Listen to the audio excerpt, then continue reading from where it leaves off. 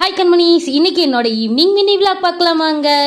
ஆக்சுவலாக இன்னைக்கு தேர்ஸ்டே அப்படின்றதுனால எங்கள் ஊரில் வியாழன் சந்தை வந்து நடக்கும். இன்னைக்கு நான் அம்மா வீட்டில் இருந்தேன் அப்படின்றதுனால நானும் அம்மாவும் சந்தைக்கு போகிறதுக்காக சூப்பராக கிளம்பியாச்சு. ஆக்சுவலாக இன்னைக்கு கிளைமேட் கொஞ்சம் நல்லா இருந்துச்சு அப்படின்றதுனால பஸ்ஸில் போகலான்னு டிசைட் பண்ணிட்டு கொஞ்சம் தூரம் நடந்து வந்து நம்ம டவுன் பஸ் ஏரியாச்சு. ஈவினிங் டைமில் டவுன் பஸ்ஸில் விண்டோ சீட்டில் செம்மையாக ஒரு சாங் கேட்டுட்டு போனோம்னா அல்டிமேட்டான ஃபீலாக இருக்கும்.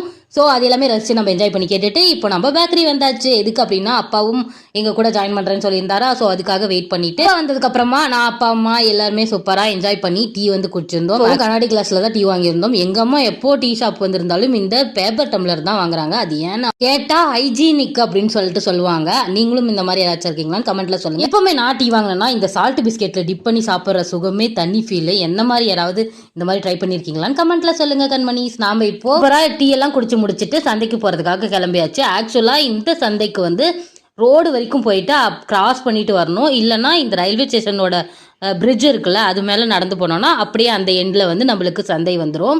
ஆக்சுவலாக இந்த சந்தை பேர் சேலம் பழைய சுரமங்கலம்ல இருக்க வியாழன் சந்தை தான். நான் எப்படி எங்கள் ஊர் ஓமலூரில் சந்தையில் காய்கறிகள் வந்து வாங்குறனோ அந்த மாதிரியே இங்கே காய்கறிகள் எல்லாமே செம்ம ஃப்ரெஷ்ஷாக கிடைக்கும். நான் வாங்குகிற சந்தைகளில் ஒன் ஆஃப் சந்தை வந்து எனக்கு ரொம்ப ரொம்ப பிடிச்ச ஒரு சந்தை. ரொம்ப ரொம்ப ரீசனபிளான ஒரு ரேட்டில் நிறைய காய்கறிகள் வந்து நம்ம வாங்கிட்டு போகலாம். ஜஸ்ட்டு 300-400 நம்ம எடுத்துகிட்டு வந்தாவே போதும். ஒரு பேக் ஃபுல்லாக காய்கறிகள் வாங்கிடலாம். நான் அப்படி தான் பிளான் பண்ணி எப்போவுமே சந்தைகளில் வந்து மோஸ்ட்டாக காய்கறிகள் வந்து வாங்குவேன்.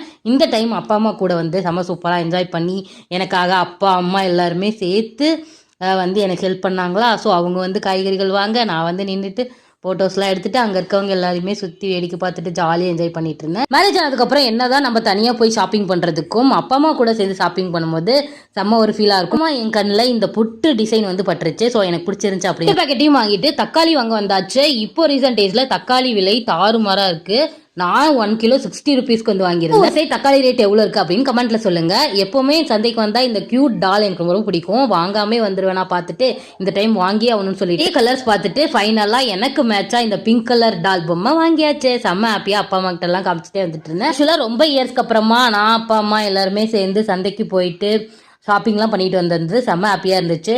சைல்ட்ஹுட் மெமரிஸ் வந்து நிறைய ரீகலெக்ட் பண்ண ஒரு ஃபீலிங்காக இருந்துச்சு. பேரண்ட்ஸ் கூட சைல்ட்ஹுட்டில் எங்கெல்லாம் ஷாப்பிங் பண்ணுவீங்கன்னு கமெண்ட் பண்ணுங்க. வீடியோ பிடிச்சதா லைக் பண்ணி ஷேர் பண்ணுங்க கண்மணிஸ். பாய்.